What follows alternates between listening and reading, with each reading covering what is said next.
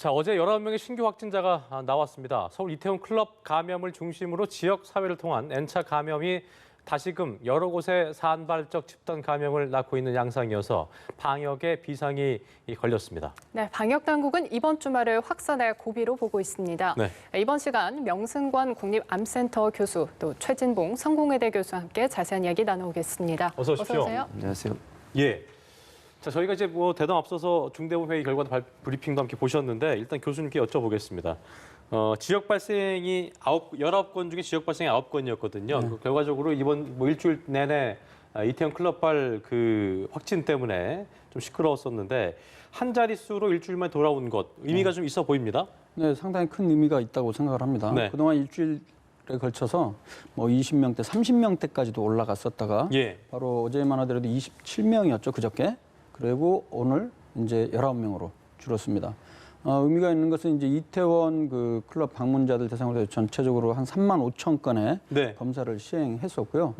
어제까지도 좀 많은 수가의 확진자가 나왔는데 엊그제까지. 근데 오늘 발표에 의하면 좀 그 숫자가 많이 줄었습니다. 그렇습니다. 그런데 이제 우리가 그 잊지 말아야 될 것이 일단 5월 2일에서 6일 사이, 특히 5월 6일까지 이태원 등지 클럽이 운영이 됐었거든요. 최대 잠복기 14일을 본다면 5월 20일까지도 일단 우리가 좀 유심히 지켜봐야 될 것 같습니다. 그렇습니다. 교수님, 보니까 어쨌든 한 자릿수로 줄어든 건 참 고무적인 일이긴 한데 방역 당국이 얘기한 대로 이제 어쨌든 일주일 지났고 이번 주말이 고비다라고 밝혔거든요. 아직까지 받지 않은 사람들도 검사 받지 않은 사람도 있기 때문에 상당히 중요해 보이네요. 그렇죠. 이번 주말까지 어떻게 이제 지금 전개가 되냐. 오늘 이제 10명 밑으로 떨어졌기 때문에 다행이긴 합니다만 그럼에도 불구하고 긴장을 늦춰서는 안 된다는 생각이 들고요. 또 하나는 이제 가능한 한 모든 사람 찾아내서 검사를 받아야 돼요. 그게 제일 중요한 건데 왜냐하면 지역사회 감염이라고 하는 것이 모든 사람을 다 검진해서 그 사람들이 이상이 있을 경우에 격리시키는 게 가장 중요하지 않겠습니까? 그렇죠. 또 무증상 상태나 경증 상태에서 본인이 감염된지도 모르고 돌아다니다가 감염시키는 경우들이 있기 때문에 그걸 미리미리 차단하는 게 가장 중요한 고리가 된다고 보여지고 지금 현재 말씀하신 것처럼 기본적으로는 최대 잠복기 안에가 끝나는 날짜에 있기 때문에 이번 주말이 어떻게 넘어가느냐에 따라서 차후에 어떻게 우리가 방역 대책을 세울지를 고민할 수 있는 그런 가늠자가 될 것이다 이렇게 보여집니다. 그리고 주목할 점은 클럽발 2차 이상 감염 사례가 40%에 달해서 실제로 클럽에 가지 않았어도 접촉한 사람의 감염자 수가 증가했다는 점인데요. 그렇습니다. 그리고 지금 사례를 살펴보면 3차 감염 사례로 알려진 인천 초등학생 학원 CCTV를 보니까 이 중학생과 단 1분 접촉을 했는데 사실 마스크를 쓰지 않았어요.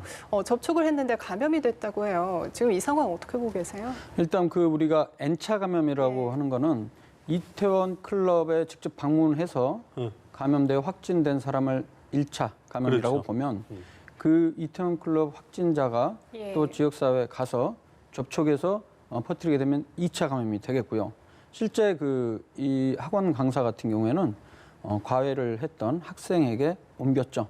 그래서 그 학생이 2차 감염인데 그 학생이 또 가족과 그다음에 방금 얘기했듯이 또 다른 초등학생에게 바로 옆에 있다가 옮겨서 그 초등학생은 결국에 3차 감염이 된 것이죠. 근데 이런 사례가 지금 뭐 이전보다 좀 더 많이 발생하고 있는 게 좀 우려되는 부분이거든요. 지금 뭐 CCTV에서 1분이라고 그랬는데 그 부분은 좀 더 지켜보고 있다고 합니다. 실제로는 30분 동안 그 같은 공간에 그 초등학생과 중학생이 있던 걸로 알려졌고요. 하지만 뭐 잘 아시는 대로 그 바이러스 양이 많다면 뭐 몇십 초, 1분 이내라도 충분히 감염이 될 가능성이 많죠. 원칙적으로 우리가 맨 처음에 코로나19 나왔을 때 다른 그 독감 바이러스나 뭐 이를테면 결핵균 이런 것과는 달리게 비말 감염 중심으로이기 때문에 대개 한 2m 이내, 1m나 2m 이내 거리에서 15분 이상 접촉하는 경우에 감염이 된다라고 얘기되었는데 여기도 1분이었는데도 그러니까 그렇죠? 이런 사례들을 보면 아직 확실하게 입증이 된 건 아니지만은 그 바이러스 전염력에 따라서는 그 짧은 시간에도 감염이 될 가능성이 있다는 걸 좀 시사하지 않나 생각을 합니다. 그러니까요. 교수님 보면은 그러니까 결과적으로 저희가 뭐 안 보이는 바이러스이기 때문에 어디까지나 추측이고 추정이어서 일단 우리가 하지 말아야 될 것, 해야 될 것들을 잘 지키는 게 중요한 것 같은데 결과적으로 비말에 의한 감염이 가장 농후하기 때문에 마스크는 써야 되는 거예요. 당연히 그렇죠? 써야 돼요. 예. 근데 이제 학생 중에 한 명이 마스크를 안 썼어요, 사실은. 그러니까요. 선생님하고 대화하고 뭐 학원 강사님 선생님이 정확히 모르겠습니다. 그분하고 대화하는데 옆에 앉아 있었거든요. 근데 그 학생 하나가 마스크를 쓰지 않은 상태였다는 그렇죠. 거죠. 그게 지금 문제가 될 수 있다고 봐요.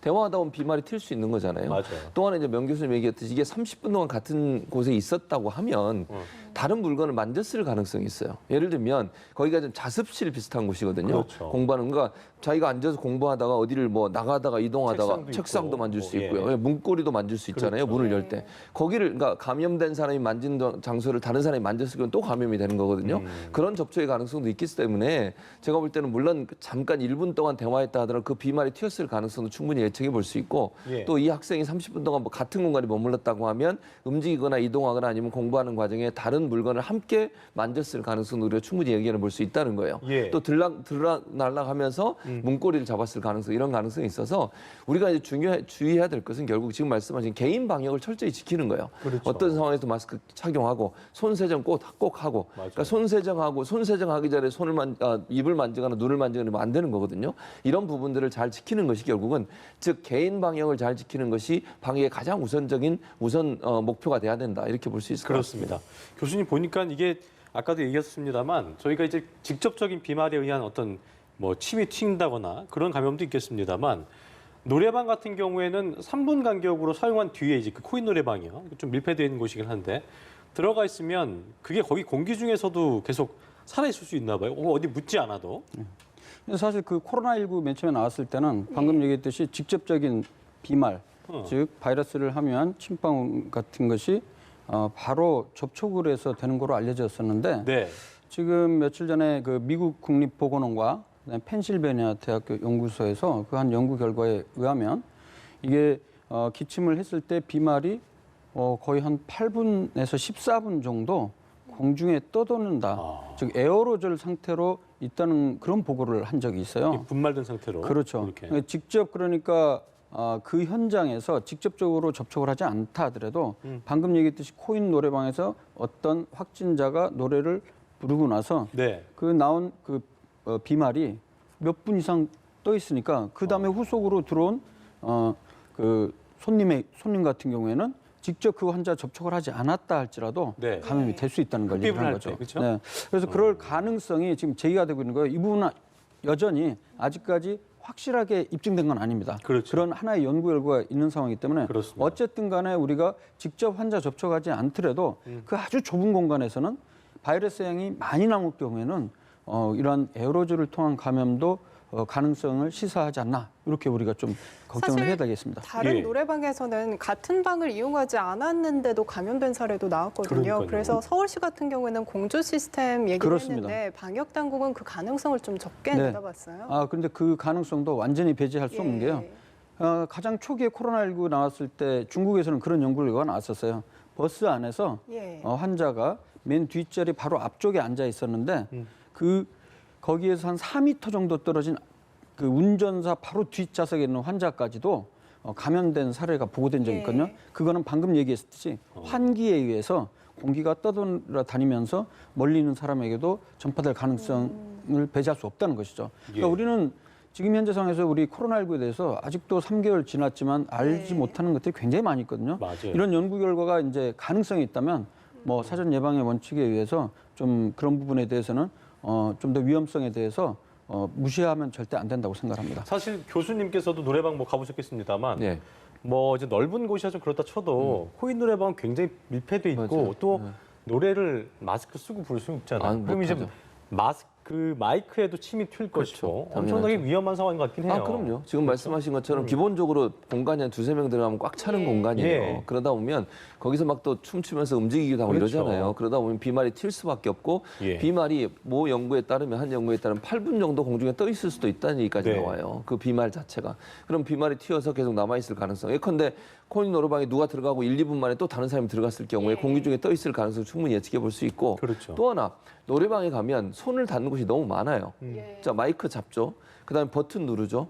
그다음에 문 열고 들어왔다 하죠. 그다음에 거기에 뭐 짚고 춤추다 보면 다른 물건을 짚거나 테이블을 짚을 가능성이 충분히 있다는 거죠. 정말 많죠. 예. 그러니까요. 그게 결국 비말도 중요하지만 아까도 말씀드린 것처럼 다른 사람이 닿은 공간, 즉 감염된 사람이 손이 닿은 공간에 다른 사람이 또 손을 대면 그 자체가 위험해질 수 있다는 거예요. 그 두 가지가 이 코인 노래방 같은 더더욱 위험성에 더 노출되는 중요한 이유 중에 하나라고 보여진다고 할 수 있습니다. 그러니까 이제 그 우리가 집단 감염이 많이 발생한 걸 보면 어느 정도 공통점이 있습니다. 신천지 같은 경우에도 집회를 할 때 예. 밀접한 공간인데 했고. 더 중요한 거는 예를 들어서 이제 이른바 기도라든가 그렇죠. 아니면 노래를 부른다든가 네네. 그러면서 많이 퍼졌지 않습니까? 네. 또 콜센터 같은 경우에도 우리 콜센터 직원들이 대화를 많이 하지 않습니까? 그렇죠. 그러면서 퍼졌고 또 어떤 게 있습니까? 지금 이제 이태원 클럽 같은 경우에도 거기도 뭐 예. 마스크 안 쓰고 예. 비좁은 공간에서 노래도 부르고 소리도 치고 그리고 마지막으로 지금 이 코인 노래방도 유사한 상황이거든요. 그래서 그런데 같은 이제 교회라 할지라도 마스크를 쓰고 격리한 상태에서 네. 이런 방역 수칙을 제대로 지킨 경우에는 집단 감염이 거의 없었거든요. 그런 부분들을 좀 유념해서 향후에라도 다중 이용 시설에 있어서 이러한 집단 감염 위험성이 있는 부분에 대해서는 뭐 방역 당국도 그렇고 각 사업장 그 다중 이용 시설을 이용하는 사람들에 있어서 좀 주의가 필요할 것 같습니다. 그렇습니다. 예, 집단 감염 얘기해 주셨는데 이 노래방을 통한 감염이 이제 교도관 친구에게까지 퍼져서 서울 구치소가 이제 비상에 걸렸습니다. 그렇습니다. 사실 해외 같은 경우에는 구치소 내 이제 대규모 집단 감염이 발생을 했는데 어떻게 내다보고 계세요? 일단 우리나라 같은 경우에 교도소의 교도관이 이제 다른 사람과 친구와 함께 지방에 있는 결혼식에 참석을 했고 그 같이 갔던 친구 중에 한 명이 지금 노래방을 통해서 감염이 된 거거든요. 그래서 이 사람과 접촉된 모든 사람이 지금 격리된 상태고 조사를 받고 있는 상태입니다. 예. 검사를 받고 있는 상태인 거죠. 그래서 제가 볼 때 지금 현재 교도소 내에서 더 확산될 가능성은 그리 높진 않다. 그러나 그것도 경계를 해야 되는 거죠. 물론 당연히. 예. 왜냐하면 빨리 찾아냈고 이 교도관을 격리를 빨리 시켰기 때문에 이 이후에 또 감염될 가능성이 일단 낮다고 봐요. 기본적으로.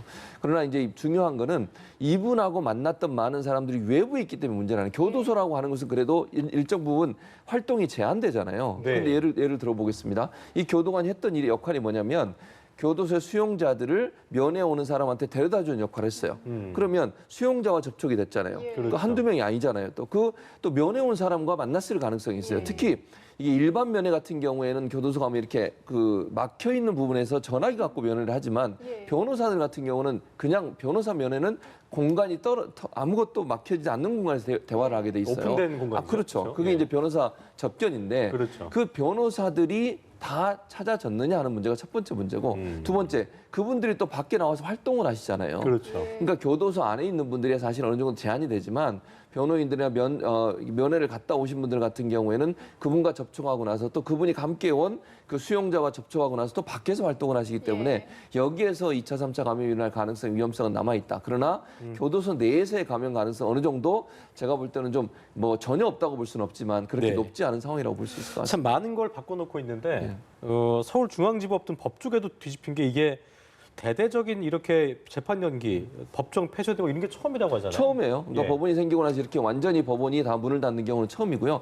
물론 법원이 완전히 문을 닫지는 않았어요. 별관은 열었거든요. 그러니까 본관에 있는 법관은 다 법정은 다 문을 닫았지만 예. 별관 같은 경우 왜 열었냐면 이제 예를 들면 구속영장 청구 같은 경우 이건 미룰 수가 없어요. 그러다 보니까 별관만 따로 열어서 아주 시급한 사안에 대해서만 재판을 하고 있는 건데 구속영장 청구의 구속 적부심 심사 이런 부분을 하고 있고 나머지는 다 지금 문을 닫았고요. 예. 방역이 다 끝나고 나면 아마도 지금 법원의 발표에 따르면 다음 주 월요일쯤에는 다시 문을 열 가능성이 있다는 생각이 들고 관련된 분야 접촉했다고 예상되는 모든 사람들이 자가 격리된 상태이기 때문에 네. 걱정은 특별히 안 해도 될 것 같습니다. 네.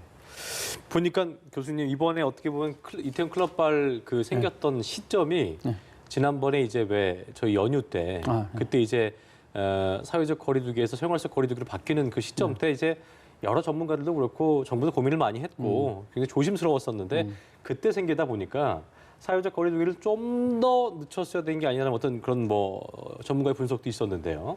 보니까 이제 박원순 서울시장이 클럽 안 간 사람들의 사례가 많아지고 있다 보니까 이게 일주일만 잘 참으면 된다. 그러면서 이제 뭐 어떤 사회적 거리두기로 좀 이게 재정을 해야 되는 게 아니냐는 목소리도 나오고 한편으로 나오고 있거든요. 이건 좀 어떻게 좀 보세요? 저는 개인적으로는 이태원 이 클럽 같은 경우에도 아주 돌발적인 상황이거든요. 돌발이다. 예. 사실 이 부분 오늘까지 또 확진자 수가 줄고 있는 상황이기 때문에 네. 내일 모레까지 보면 만약에 계속 뭐 10명대 혹은 10명 미만으로 더 커지게 떨어진다면 된다면 그러니까 떨어진다면 네네. 떨어진다면 제가 보기에는 그렇게까지 우려를 안 해도 되는데요. 다시 이게 확산이 된다면 우리가 다시 사회적 거리두기 이런 방침도 또 고려해야 되겠죠. 그러나 현재로서는 제가 봤을 때는 아직까지는 예, 가능성은 좀 높지 않을 것으로 봅니다. 오히려 저는 해외 유입 사례가 계속 5명 내외 있다가 어제는 또 10명으로 늘어났거든요. 예. 저는 이 부분에도 좀 주목을 할 필요가 있다고 생각합니다. 그렇군요. 예, 그리고 마스크 착용의 중요성을 다시 재확인할 수 있었던 부분이 이 학원 강사에게서 감염된 확진자가 인천에서 교회 예배에 참석한 것이 알려지면서 사실 초반부터 우려의 목소리가 커졌었는데요. 그렇습니다. 다행히 전수 조사를 했는데 이제 확진 판정을 받은 사람이 없었습니다. 구체적으로 어떤 방역 수칙이 주요했을까요? 지금 말씀하신 것처럼 가장 중요한 게 마스크 쓰는 거였어요. 그러니까 예배에 참석한 모든 사람이 마스크를 착용을 했고요. 모든 사람이 들어오기 전에 발열 체크 반드시 했습니다. 교회에서 예배에 참석한 사람 발열 체크해서 문제가 있거나 발열이 있는 경우, 이런 경우는 예배에 참석 못하도록 했고요. 그리고 나서 또 뭘 했냐? 다른 데와 다르게 여기는 비닐 장갑을 끼웠어요. 우리가 예전에 그 총선 때 투표할 때 비닐 장갑 끼고 했었잖아요. 그것처럼, 왜냐하면 아까 말씀드린 것처럼 교회 물건을 만지는 것 자체가 위험성이 빠질 가능성이 있어요. 그래서 이 교회 같은 경우에는 오시는 분들 모두 다 손에 비닐 장갑을 끼고 예배에 참석했다는 점. 그리고 좌석을 다 표시를 했어요. 뭐 제가 다니는 교회도 그렇게 하고 있습니다만 지그재그로 2m 이상 떨어져서 앉을 수 있도록 앉을 수 있는 좌석에 표시를 해놨기 때문에 모든 좌석에 다 앉을 수 있는 게 아닙니다. 그러니까 앞에 자리에 뭐 왼쪽에 앉았으면 뒤에 자리는 오른쪽에 앉도록 이렇게 배치를 해서 떨어져 앉도록 만들어놨다는 거죠. 이런 여러 가지 조치들이 결국은 교회에서 감염이 전혀 일어나지 않을 수 있는 그런 이유가 됐다. 결국 다시 돌아가서 개인 방역, 그다음에 방역 수칙을 지키는 것, 이것으로 우리는 코로나를 얼마든지 막아낼 수 있는 그런 자세가 돼 있다는 거예요. 이걸 지키기만 하면 되는데 문제는 이제 지키지 않는 분들 때문에 사회적 위험성이 높아지고 있어서 다시 한번 경각심을 일깨우고 이런 다중이용시설이나 아니면 교회 같은 데도 이런 거 철저히 지키는 것을 좀 했으면 좋겠다, 이런 생각이 듭니다. 지금 교수님께서 얘기해 주신 대로 이게 걸리게 되면 겁이 나는 마음에 뭐 해당 학원 강사 같은 경우는 자신의 취업에 어떤 불이익이 생기지 않을까 맞아요. 이런 마음이 들어서 허위 진술을 했다고 했는데 고발을 당했잖아요. 네, 그러니까 그 두려움은 이해하겠습니다만 이게 굉장히 더 크게 불어날 수도 있는 거잖아요. 그렇죠? 지금 보는 제가 보세요. 이게 두려움 때문에 그렇게 했다고 했는데 이분 한 분 때문에 결국 얼마나 많은 경제적 피해, 사회적 피해, 그리고 사람들이 개인적으로 받는 피해가 있었습니까? 그러니까요. 이런 걸 생각하면 이거는 그렇게 하시면 안 돼요, 절대로. 이게 징역도 굉장히 세더라고요. 그럼요, 세요. 지금 현재는 그러니까 방역 감염병 예방법에 따르면 최고 징역 2년, 그다음에 2천만 원을 벌금에 처할 수 있는데 이게 끝이 아니고요. 공무집행 방해라는 혐의가 있습니다. 공무집행가 방해됐다면 공무원들이 업무를 하거나 아니면 방역당국이 업무를 하는데 방해를 한 거잖아요. 지금 거짓말을 해서. 그래서 그렇게 되면 최대 징역 5년까지도 받을 수 있어요. 그렇군요. 그러니까 감염병 예방법이 2년이 최고지만 공무집행 방해가 합쳐지게 되면 5년까지도 징역을 살 수 있기 때문에 주의하셔야 되고 조심하셔야 됩니다. 본인 한 사람의 잘못이 사회 전체에 얼마나 큰 악영향을 미치는지를 고민하셔야 되고요. 또 하나는 본인이 그렇게 거짓말하고 무직이라고 얘기했기 때문에 본인의 주위에 있는 사람들이 피해를 당하는 거예요. 더 정확하게 얘기하면 소중한 내 주위에 있는 가족들, 친구들, 또 내 아는 지인들이 피해를 당한다는 사실을 생각하신다고 하면 절대로 이런 사례가 다시는 일어나면 안 됩니다. 방역당국이 얼마나 열심히 지금 막고 있습니까? 얼마나 많은 사람들이 수고와 노력을 통해서 잠도 못 자고 제대로 쉬지 못하면서 방역에 최일선에서 일하고 있는데 이런 분 한두 분 나오는 바람에 그 방역체계가 완전히 무너지는 거잖아요. 절대로 거짓말 하시면 안 되고 문제가 있다고 하면 반드시 1339 전화하시고 이런 적극적인 방역의 노력들이 우리 사회를 안전하게 만들 수 있을 것으로 생각이 맞는 듭니다. 말씀입니다. 이런 가운데 방역당국이 오늘 20일부터 고3 학생들은 등교를 하고 나머지는 상황을 보면서 시기를 조정하겠다라는 입장입니다. 등교 추가 연계에 대해서는 어떻게 생각을 하세요? 일단 가장 우려가 되는 거는 그 이태원 클럽 방문자로 인해서 2차, 3차 혹은 4차 감염 가능성이 있는 그런 우리 학생들, 그 경우가 이제 문제가 되는데요. 그래서 그 등교를 이제 다음 주에 고3 때 하더라도 혹시라도 이 이태원 클럽 관련 확진자가 있는 지방 같은 경우에는 일단 뭐 등교를 하지 않아야 될 것이 가장 기본이고요. 나머지는 제가 봤을 때는 일단 거리두기, 마스크 착용, 발열 검사 등 방역 수칙을 잘 지키고요. 특히 이제 교사의 경우는 수업 시간에 그 강의를 할 때 저는 마스크 착용하는 것이 좋다고 생각하거든요. 당분간은 그렇게 하고 아이들도 그렇고 전체적으로 이제 서로 이제 소리를 지른다거나 아니면 이야기하는 것들을 최대한 좀 자제하면 그런 이제 수칙들을 지키면 그런 확산의 가능성은 좀 최소화할 수 있지 않을까 그런 생각이 들고요. 일단 저는 개인적으로는 다음 주에 20날 등교하는 부분은 시행할 수 있을 것으로 생각합니다. 현재 상황까지 네. 봤을 때는. 자, 어쨌든 전 세계적으로 보니까 450만 명을 확진자가 넘어섰기 때문에 치료제 나오지 않으면 이거 안 끝나잖아요. 네, 그래서 그렇죠. 트럼프 대통령이 또 이런 말을 했어요. 올 연말 백신 기대한다고 했는데 사실 뭐 이거는 이견이 좀 생기더라고요. 네, 그럼- 이게 뭐 아무리 빨리 해도 예, 1, 2년 예. 내에 어렵다는 말도 있고 한데 맞아요. 연말 백신 가능할까요? 제가 볼 때 어려울 것 같아요. 트럼프 네. 대통령이 그렇게 주장하는데 뭐 희망사항이고 저도 그랬으면 좋겠어요. 솔직히 말씀드리면. 가능한 한 빨리 백신이 나와서 이 사태가 좀 종료됐으면 좋겠는데 그렇게 될 가능성이 낮다는 것이 의료 전문가들의 전반적인 예상입니다. 왜냐하면 이게 개발이 되면 개발된다고 끝나는 게 아니라 임상실험 해야죠. 그다음에 여러 가지 조치를 취해서 안전하다고 판단될 때 이걸 쓰는 거 아니겠습니까? 그런 상황이라고 하면 이렇게 이번 연말까지 나올 가능성이 저는 낮다고 보는데 그러다 보니까 전 세계적으로 확산세는 계속 늘고 있는 상황이에요. 특히 중남미 같은 경우는요. 지금도 계속 늘어가고 있어요. 그렇기 때문에 우리가 생각하는 것처럼 코로나 바이러스가 금방 끝날 수 있다. 이렇게 생각하시면 절대로 안 되고 예. 또 일부에서는 2차 재확산이 일어날 가능성도 예측하고 있습니다. 가을, 겨울쯤 돼서 네. 독감처럼 2차 재확산이 일어날 가능성도 예측이 되고 있는 상황이기 때문에 긴장을 네. 절대로 늦추면 안 돼요. 끝까지 끝날 때까지 끝난 게 아닙니다. 우리가 꺼진 물도 다시 보자는 말도 있잖아요. 맞아요. 절대로 안심해서도 안 되고 이걸 뭐 느슨해져도 안 됩니다. 계속 긴장감을 가지고 끝까지 대응하지 않으면 이 팬데믹 상태에서 우리가 더 어려움에 처할 수도 있다. 그리고 우리만 끝난다고 끝난 게 아니라 전 세계가 함께 그렇죠. 종식이 돼야 돼요. 맞습니다. 그런 상황이라고 하면 안심할 수 있는 단계는 절대로 아니라고 보여집니다. 자, 명 교수님께서 뭐 전문가시기 때문에 네. 지금 뭐 그 교수님께서 말씀하셨습니다만 쉽지 않을 거다. 이게 상용화까지 가는 게 좀 시간이 걸리잖아요. 어떻게 좀 예상하세요? 일반적으로 그 뭐 신약 후보 물질이 5천 개에서 10,000개가 있으면 실제 임상 시험을 통과해서 1상, 2상, 3상까지 다 통과해서 선정되는데 하나 정도가 살아남아요. 5천 개 중에 한 개요. 5,000개에서 10,000개 후보 물질이 있으면 대략 한 250개가 실험 연구와 동물 연구로 들어가고요. 그걸 거쳐서 가능성이 있는 게 한 10개 정도 살아남으면요. 그다음에 사람을 대상으로 해서 20, 30명 1상 시험하고 수백 명의 2상 시험 그리고 3상 시험 수백 수천 명까지 하는데 하나가 살아남아요. 그 기간이 보통 한 15년까지도 걸립니다.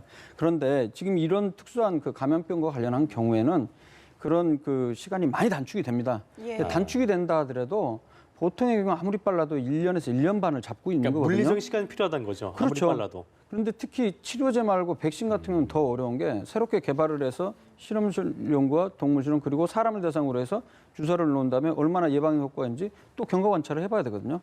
물론 빠르면 올해 말이나 내년 초까지 가능성 있을 수 있죠. 왜냐하면 여러 가지 절차들을 간소화하고 그런다면 될 수는 있겠지만은 좀 쉽지 않습니다. 그리고 잘 아시는 대로 지금 뭐 후보 약들 뭐 렘데시비르부터 해서 많잖아요. 클로로킨 뭐 여러 가지 약들이 계속 임상시험 나왔지만 안타깝게도 지금 다 실패하고 있는 중이에요. 쉽지 않습니다. 쉽지는 예. 않지만 그래도 뭐 기대를 해봐야죠. 예. 네. 알겠습니다. 전 세계가 이렇게 노력하고 있는 만큼 좋은 결과가 있기를 바라겠습니다. 그렇습니다. 지금까지 명승권 국립암센터 교수 그리고 최진봉 성공회대 교수와 함께 코로나19 관련 소식 짚어봤습니다. 고맙습니다. 고맙습니다. 감사합니다.